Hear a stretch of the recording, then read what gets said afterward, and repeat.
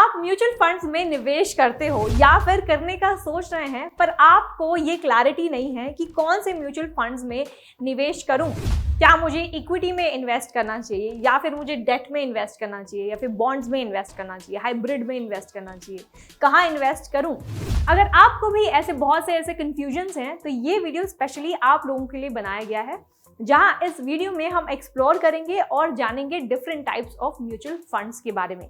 In case आपको जानना है कि म्यूचुअल फंड्स क्या होते हैं और ये कैसे काम करते हैं, तो इस वीडियो के पहले पार्ट में हमने ये भी एक्सप्लेन किया है कि म्यूचुअल फंड्स क्या होते हैं इन सिंपल एग्जाम्पल एंड ये कैसे काम करते हैं।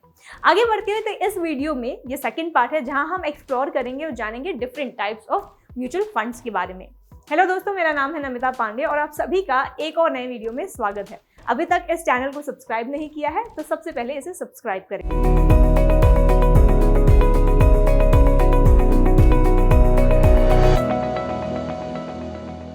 तो सबसे पहले बता दूं कि जब भी हम टाइप्स ऑफ म्यूचुअल फंड्स की बात करते हैं तो ब्रॉडली ये 5 टाइप्स के होते हैं, 5 डिफरेंट टाइप्स के होते हैं।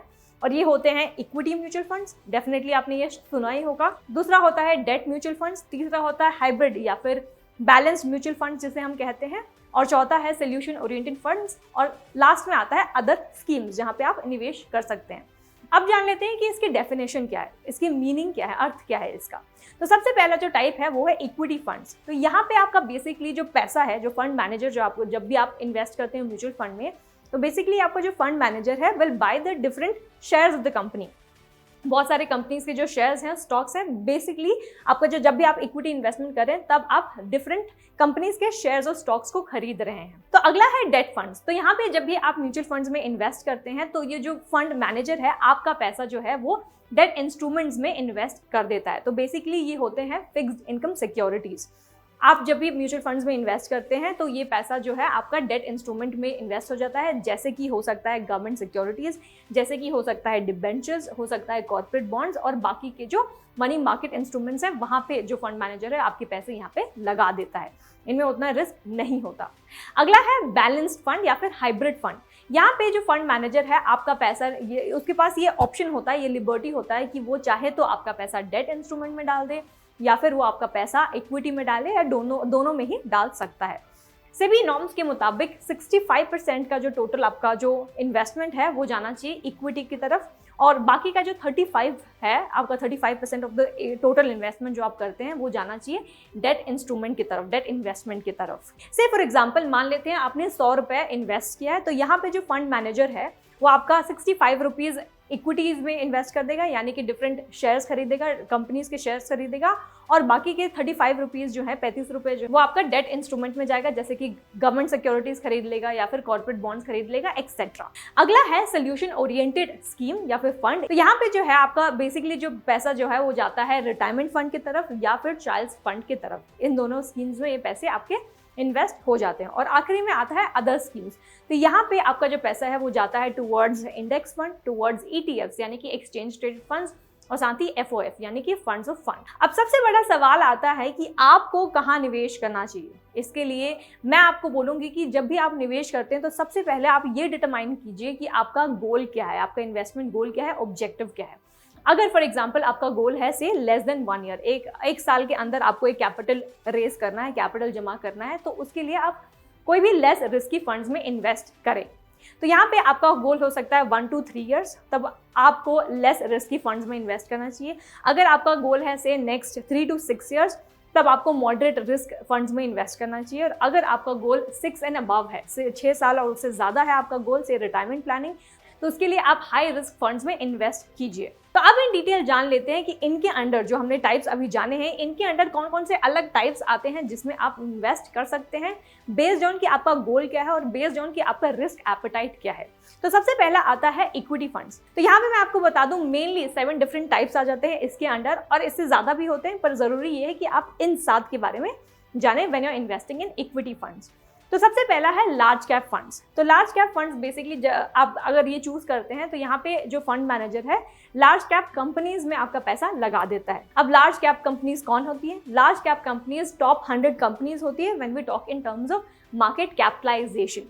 मार्केट कैपिटलाइजेशन बेसिकली वैल्यू होता है किसी भी कंपनी का जहां आप इन्वेस्ट कर रहे हैं। तो यहाँ पे लार्ज कैप कंपनी की हम जब बात करें तो यहाँ पे उनका जो मार्केट कैपिटलाइजेशन है वो होना चाहिए मोर देन 20 करोड़ रुपीस का।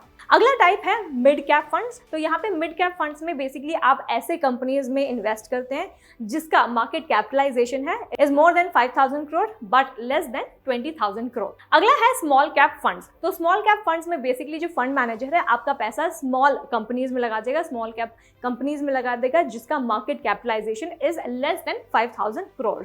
और फोर्थ टाइप है मल्टी कैप फंड। तो यहाँ पे जो फंड मैनेजर है उसके पास ये लिबर्टी होती है, उसके पास ये फ्लेक्सिबिलिटी होती है कि वो कहीं भी निवेश कर सकते हैं।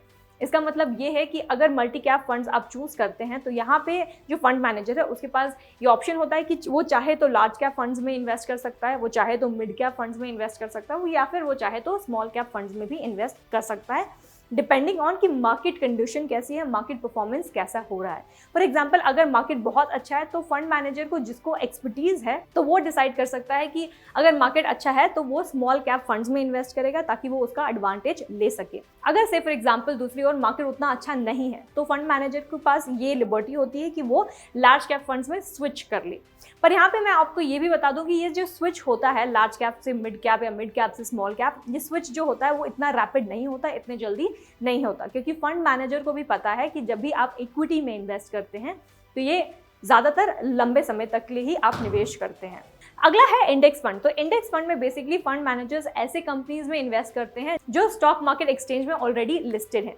तो यहाँ पे जो सेंसेक्स है फॉर एग्जाम्पल या फिर निफ्टी 50 है जिसका जो बेंचमार्क ऑलरेडी सेट हुआ होता है, तो यहाँ पे जब भी आप इंडेक्स फंड में इन्वेस्ट करते हैं तो फंड मैनेजर का काम इतना ही होता है कि जहाँ जो बेंचमार्क है ऑलरेडी उसे वो रेप्लिकेट कर सके, उसे वो कॉपी करके उतना ही आपको रिटर्न्स दे सके। तो यहाँ पे फंड मैनेजर का काम उतना ज़्यादा नहीं है क्योंकि यहाँ जो फंड मैनेजर है वो आपका पोर्टफोलियो रेगुलरली चेंज नहीं करता, तो वो उसको सिर्फ उतना ही रिटर्न देना है जितना मार्केट या फिर जितना बेंचमार्क ऑलरेडी सेट है बाय सेंसेक्स और बाय निफ्टी 50। और यही कारण है जब भी आप इंडेक्स फंड में इन्वेस्ट करते हैं तो इसका जो एक्सपेंस रेशियो वो भी कम होता है क्योंकि यहाँ पे फंड मैनेजर का रोल है उतना ज़्यादा एक्टिव नहीं होता। अगला है ELSS यानी कि इक्विटी लिंक्ड सेविंग स्कीम्स। मैं आपको बता दूं ये एक ओपन एंडेड इक्विटी फंड है जहां पर आपको टैक्स बेनिफिट्स मिलता है और साथ ही ये आपको बता दूं ये एक लॉक इन पीरियड के साथ आता है। मतलब कि जब भी आप ELSS में इन्वेस्ट करते हो तो आपको ये अपॉर्चुनिटी नहीं मिलती है कि आप कोई भी इक्विटी फंड्स खरीद तो ले, कभी भी खरीद तो ले, पर आप कभी भी बेच नहीं सकते। ये लॉक इन पीरियड के साथ आता है जो होता है 3 साल के लिए। तो जब भी आप ELSS में इन्वेस्ट करते हैं तो आपको मिनिमम 3 साल के लिए इन्वेस्टेड रहना पड़ेगा। और आखिरी है सेक्टोरल फंड्स। तो यहाँ पे जो फंड मैनेजर है बेसिकली इन्वेस्ट करता है बेस्ड ऑन दी सेक्टर और बेस्ड ऑन दी थीम। और जब भी आप सेक्टोरल फंड्स में इन्वेस्ट करते हैं तो यहाँ पे जो फंड मैनेजर है वो हो सकता है IT फंड्स में इन्वेस्ट करे, रियल एस्टेट में इन्वेस्ट करे, डिजिटल इंडिया फंड्स में इन्वेस्ट करे, इंफ्रास्ट्रक्चर में, PSU में एक्सेट्रा। तो बेसिकली एक सेक्टर बेस्ड पे इन्वेस्ट करता है या फिर एक थीम बेस्ड कंपनीज में इन्वेस्ट यहाँ पे किया जाता है। तो यहाँ पे जब भी आप इक्विटी फंड्स में इन्वेस्ट करते हो तो एक स्पेसिफिक कंपनी में इन्वेस्ट नहीं करता, बट ये इन्वेस्ट करता है बेस्ड ऑन द सेक्टर और based on the theme of many companies. आगे बढ़ते हुए अब बात कर लेते हैं सेकंड टाइप जो है डेट फंड्स। अब इसके अंडर भी मैं आपको बता दूं 7 मेन फंड्स आते हैं, 7 मेन टाइप्स आते हैं और सबसे पहला टाइप है इनकम फंड्स। तो इनकम फंड्स ऐसे इंस्ट्रूमेंट में इन्वेस्ट करता है, फिक्स्ड इनकम इंस्ट्रूमेंट में इन्वेस्ट करता है जिसका उद्देश्य यही है कि वो आपको इनकम जनरेट करके दे सके या फिर आपको एक रेगुलर डिविडेंड दे सके। तो जब भी आप इनकम फंड्स में निवेश करते हैं, ये फिक्स्ड इनकम इंस्ट्रूमेंट में निवेश करते हैं, तो ये हो सकता है बॉन्ड्स में आपका पैसा जाएगा, आपका पैसा लग सकता है डिबेंचर्स में, CDs में यानी कि सर्टिफिकेट ऑफ डिपॉजिट्स में, गवर्नमेंट सिक्योरिटीज में, मनी मार्केट इंस्ट्रूमेंट में एक्सेट्रा। तो यहाँ पे जब भी आप इन्वेस्ट करते हैं तो इसका पर्पस ये है कि वो आपको एक रेगुलर इनकम या डिविडेंड दे सके। फॉर एग्जांपल मान लेते हैं कि 1000 ऐसे लोग हैं जिन्होंने 1 करोड़ रुपए कंट्रीब्यूट किया है टुवर्ड्स इनकम फंड। तो यहाँ पे जो फंड मैनेजर है वो ऐसे कंपनीज में इन्वेस्ट नहीं करेगा जहाँ पे वो हर दिन ऊपर नीचे होता रहता है, उस बेसिस पे यहाँ पे वो इन्वेस्टमेंट नहीं करेगा आपका पैसा, पर ऐसे जगह पे वो इन्वेस्ट करेगा, ऐसे कंपनीज में इन्वेस्ट करेगा जो आपको रेगुलर इनकम या फिर डिविडेंड्स दे सके। दूसरा है डायनामिक बॉन्ड फंड्स। जब भी आप डेट फंड्स में इन्वेस्ट करते हैं इसका मतलब है कि आप डिफरेंट टाइप्स ऑफ सिक्योरिटीज में इन्वेस्ट करते हैं। जो डिफरेंट ड्यूरेशन के साथ आता है। तो डायनामिक बॉन्ड फंड्स आपको ये लिबर्टी देता है, ये फ्लेक्सिबिलिटी देता है, तो कि यहाँ पे आप चाहें तो आप 6 महीने के बॉन्ड्स में इन्वेस्ट कर सकते हैं, या फिर 1 साल के बॉन्ड्स में इन्वेस्ट कर सकते हैं, या फिर चाहे तो आप 3 साल से या फिर ज़्यादा के बॉन्ड्स में भी इन्वेस्ट कर सकते हैं। तो यहाँ पे फंड मैनेजर के पास ये फ्लेक्सिबिलिटी होती है कि वो चाहे तो सारे ही ड्यूरेशन के बॉन्ड में निवेश कर सकता है आपका पैसा। अगला है लिक्विड फंड्स। तो यहाँ पे फंड मैनेजर की ये रिस्पॉन्सिबिलिटी होती है कि जब भी आप लिक्विड फंड में निवेश करें तो आपको मैक्सिमम 91 डेज में आपको वो पैसा वो वापस दे दे। लिक्विड फंड में fund manager money market instruments में इन्वेस्ट करता है जो 91 डेज में एक्सपायर होते हैं। लिक्विड फंड्स हमारे सेविंग्स बैंक अकाउंट जैसे ही काम करता है, जहाँ पे हम हर दिन ट्रांजैक्शन करते हैं, डिपॉजिट करते हैं, निकाल लेते हैं अपने पैसे, वैसे ही लिक्विड फंड्स भी काम करता है, जहां पर जब भी अगर आपको पैसे की ज़रूरत है तो आप इंस्टेंटली लिक्विड फंड्स को अपने बेच के वो पैसे ले सकते हैं। तो यहाँ पे बेसिक जो पर्पस है लिक्विड फंड्स में निवेश करने का, पर्पस ये है कि आपको लिक्विडिटी वो प्रदान कर सके। जब भी आपको पैसे चाहिए आप इमीडिएटली वो यूनिट सेल करके उसे पैसे ले सके। तो यहाँ पे प्राइमरली बहुत शॉर्ट टर्म के लिए या फिर वेरी शॉर्ट टर्म के इंस्ट्रूमेंट में ही यहाँ पे निवेश किया जाता है आपका पैसा। फॉर एग्जांपल आपका पैसा जा सकता है टी बिल्स में यानी ट्रेजरी बिल्स में जा सकता है, या फिर सीडीज में जा सकता है यानी कि सर्टिफिकेट ऑफ डिपॉजिट में जा सकता है, एक्सेट्रा। यहाँ पे आपको मैं बता दूं ये लो रिस्क पे आता है। जब भी आप इन्वेस्ट करते हैं ये लो रिस्क पे आता है, क्योंकि आपको ये फ्लेक्सिबिलिटी होती है, आपके पास ये ऑप्शन होता है कि आप कभी भी उसे बेच के पैसे अपने निकाल लें। जैसे कि मैंने कहा कि लिक्विड फंड्स जो है आपके सेविंग्स बैंक अकाउंट जैसे ही काम करता है, पर यहाँ पे कंपैरिजन अगर हम कर रहे हैं तो मैं आपको ये भी बता दूं कि अगर आप अपने पैसे सेविंग्स बैंक अकाउंट में रखते हैं तो यहाँ पे आपको मुश्किल से 2 to 3% का ही बेनिफिट मिलता है, यानी कि परसेंट मिलता है। वहीं अगर आप अपने पैसे सेम अमाउंट अगर सेम ड्यूरेशन के लिए लिक्विड फंड्स में डालते हैं तो मिनिमम आपको 7% का इंटरेस्ट रेट आराम से मिल जाता है। और यहाँ पे एडवांटेज ये है कि आपको ये जो पैसा आप लगाते हैं वो लेस रिस्की है, और साथ ही कम समय में ही आप अपने पैसे निकाल सकते हैं। और ज़्यादा से ज़्यादा अगर आप 6 दिन से अंदर आप अपना पैसा विड्रॉ करते हैं तो यहाँ पे आपका 0.6 या 0.7 का एग्जिट लोड भी यहाँ पे चार्ज होता है, तो ये भी बहुत ही मिनिमम है। अगला टाइप है ओवरनाइट फंड्स। तो ओवरनाइट जैसे कि इसके नाम से ही हमें पता चलता है, ये ऐसे सिक्योरिटीज में इन्वेस्ट करता है जिसका मैच्योरिटी जो है सिर्फ 1 दिन का ही होता है। अगला है क्रेडिट रिस्क फंड्स। तो यहाँ पे जो फंड मैनेजर है आपका पैसा ऐसे कंपनीज में इन्वेस्ट करता है जो फंडामेंटली स्ट्रांग है, पर इसका जो रेटिंग है, जो एजेंसी है उसने उतनी रेटिंग्स नहीं दी है, it is not AAA rated. जाहिर सी बात है जब भी कोई भी कंपनी AAA रेटेड होती है तो चांसेस ज़्यादा है कि बहुत ज़्यादा इन्वेस्टर्स उसमें इन्वेस्ट करेंगे, क्योंकि एक बहुत ही अच्छा फंड है जो जहाँ सबको ही इन्वेस्ट करना चाहिए। पर क्रेडिट रिस्क फंड्स में आप ऐसे कंपनीज में अपने पैसे लगाते हैं जो AAA रेटेड नहीं होता, मे बी वो 2A रेटेड हो सकता है, 1A रेटेड हो सकता है, पर वो फंडामेंटली स्ट्रॉन्ग कंपनी है जहाँ पे आप इस रिस्क से यहाँ पे पैसे लगाते हैं कि आगे चल के हो सकता है कि ये AAA कंपनी भी हो सकता है, AAA रेट भी इसको मिल सकता है। और यहाँ पे आपको ये लिबर्टी मिलती है कि आप अपने बॉन्ड्स के लिए जितने भी आप बॉन्ड्स खरीदते हैं उसके लिए आपको हाई रिटर्न्स मिले।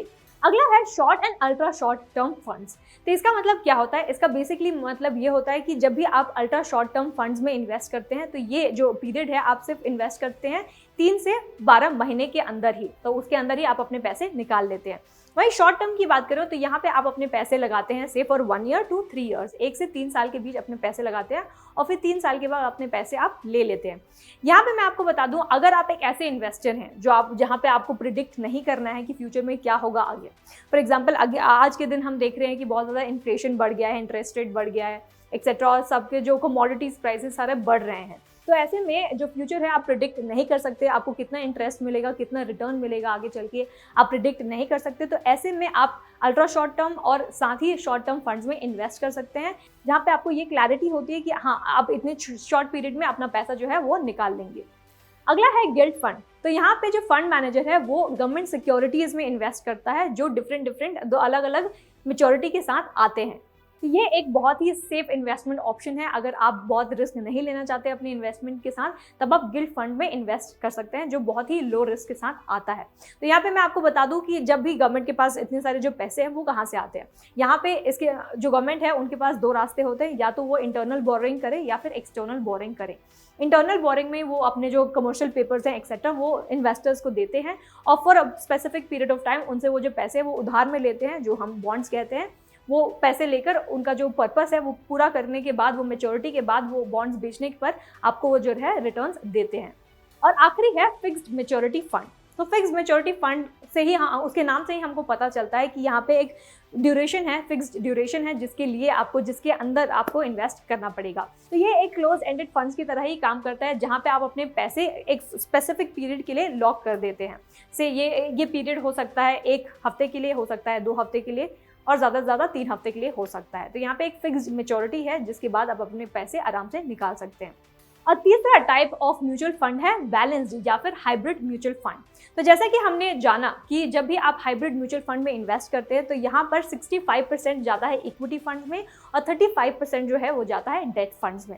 इसके अंडर भी बहुत सारे ऐसे टाइप्स आ जाते हैं और सबसे पहला टाइप है कंजर्वेटिव हाइब्रिड फंड्स। तो कंजर्वेटिव हाइब्रिड फंड्स में बेसिकली आपका जो पैसा है, मैक्सिमम जो पैसा है 80% अप्रॉक्सीमेटली वो जाता है डेट फंड्स की तरफ। और क्योंकि ये कंजर्वेटिव फंड है तो इसीलिए आपको सेफ रिटर्न्स देने के लिए 80% जाता है डेट फंड्स में और बाकी के जो 20% है वो जाते हैं इक्विटी फंड्स में। दूसरा टाइप है बैलेंस्ड हाइब्रिड फंड। बैलेंस जैसे इसके नाम से ही हमको पता चलता है, यहाँ पर 50% आपका जो इन्वेस्टमेंट है, टोटल जो आपका कॉर्पस है उसमें 50% जो है वो इक्विटी में जाता है, इक्विटी फंड्स में जाता है और बाकी के जो 50% है वो जाते हैं डेट फंड्स की तरफ। अगला टाइप है एग्रेसिव हाइब्रिड फंड्स। तो यहाँ पे जैसे कि इसके नाम से ही हमें समझ आ जाता है एग्रेसिव हाइब्रिड फंड, क्योंकि आप रिस्क लेने के लिए तैयार हैं। यहाँ पे मेजर जो आपका कंट्रीब्यूशन है, मेजर जो आपका इन्वेस्टमेंट है वो जाता है equity funds and equity related instruments की तरफ। अगला है डायनामिक एसेट एलोकेशन फंड। तो यहाँ पे बेस्ड ऑन की मार्केट कैसा परफॉर्म कर रहा है, मार्केट कंडीशन क्या है, क्या मार्केट अच्छा परफॉर्म कर रही है, क्या मार्केट गंदा परफॉर्म कर रही है या लो है, तो उसके हिसाब से आपका जो पोर्टफोलियो है वो दिन ब दिन बदलते रहते हैं। तो फंड मैनेजर आपका इन्वेस्टमेंट गोल देखेगा, आपका रिस्क एपेटाइट देखेगा, उसके बाद वो मैनेज करेगा और आपका पोर्टफोलियो वैसे ही चेंज करता रहेगा जैसे कि मार्केट परफॉर्मेंस या मार्केट कंडीशन जैसी है। तो चौथा म्यूचुअल फंड टाइप है सोल्यूशन ओरिएंटेड फंड। तो जैसा कि मैंने कहा, यहाँ पे आपका जो इन्वेस्टमेंट है ज़्यादातर जाता है रिटायरमेंट फंड्स की ओर या फिर जाता है चाइल्ड फंड की ओर। तो अगर हम रिटायरमेंट फंड की बात करें तो यहाँ पे आपका जो पैसा है मिनिमम 5 ईयर्स के लिए लॉक्ड इन होता है। 5 साल के लिए आपको इन्वेस्टेड बने रहना है। अगर या फिर आपका रिटायरमेंट पास आ रहा है तो उतने ड्यूरेशन के लिए आपको इन्वेस्ट करना पड़ेगा। और उसके अंदर अगला टाइप है चिल्ड्रंस फंड। तो चिल्ड्रंस फंड में भी आपका इन्वेस्टमेंट जो है 5 ईयर्स के लिए लॉक्ड इन होता है, या फिर जब तक जिस बच्चे के लिए आपने इन्वेस्ट किया अपने बच्चे के लिए, अगर वो मेच्योरिटी अटेन कर लेता है, जल्दी 5 ईयर्स के अंदर वो हो जाता है, तब वो फंड आप बेच के अपना पैसा ले सकते हैं। और म्यूचुअल फंड का 5th टाइप है अदर स्कीम्स। अदर स्कीम्स में आप इन्वेस्ट कर सकते हैं इंडेक्स फंड में, जैसा हमने ऑलरेडी जान लिया। इंडेक्स फंड ऐसे कंपनीज जो स्टॉक मार्केट एक्सचेंज में ऑलरेडी लिस्टेड है। तो यहाँ पे जो आपका फंड मैनेजर है रेप्लिकेट करके आपको उतने ही रिटर्न्स देगा। या फिर आप चाहे तो एक्सचेंज ट्रेडेड फंड्स में भी इन्वेस्ट कर सकते हैं। और तीसरा टाइप है एफओएफ यानी कि फंड ऑफ फंड। तो यहाँ पे जो मिनिमम इन्वेस्टमेंट है वो जाता है टुवर्ड्स अंडरलाइंग एसेट्स। तो ये थे कुछ टाइप्स ऑफ म्यूचुअल फंड्स। उम्मीद करती हूँ कि आपको एक क्लैरिटी मिल गई है कि आपको अपने बेस्ड ऑन कि आपका इन्वेस्टमेंट गोल क्या है, ऑब्जेक्टिव क्या है, बेस्ड ऑन दैट आप इनमें से चुन सकते हैं कि आपको कहाँ निवेश करना है। तो अगर इन डिटेल आपको और भी कुछ जाना है कि म्यूचुअल फंड क्या होता है, इसमें कैसे निवेश करें, या फिर स्टॉक मार्केट इन्वेस्टमेंट के बारे में जानना है, या फिर सेफ इन्वेस्टमेंट के बारे में जानना है, तो उसके लिए आप डाउनलोड कर सकते हैं फ्रीडम ऐप।